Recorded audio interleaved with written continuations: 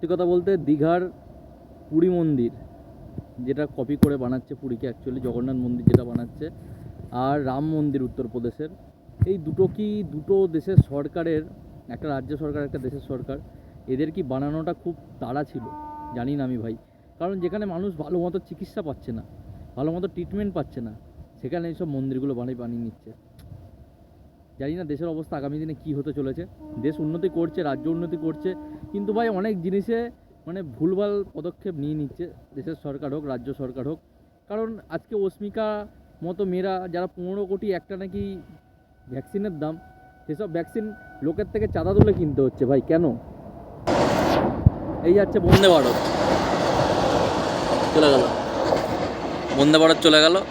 তা যাই হোক, এটারও তো কোনো প্রয়োজন ছিল না, কারণ এটার জন্য অনেক ট্রেন লেট হচ্ছে।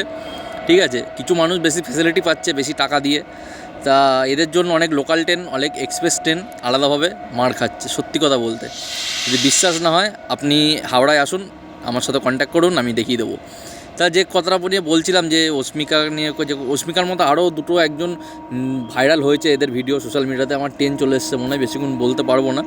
তা যাই হোক না কেন, এইসব জিনিসগুলো দেখতে খুব খারাপ লাগে। যেখানে ভাই চিকিৎসার টাকা নেই সরকারের কাছে, সেখানে এইসব জিনিসগুলো সরকার করে বেড়াচ্ছে।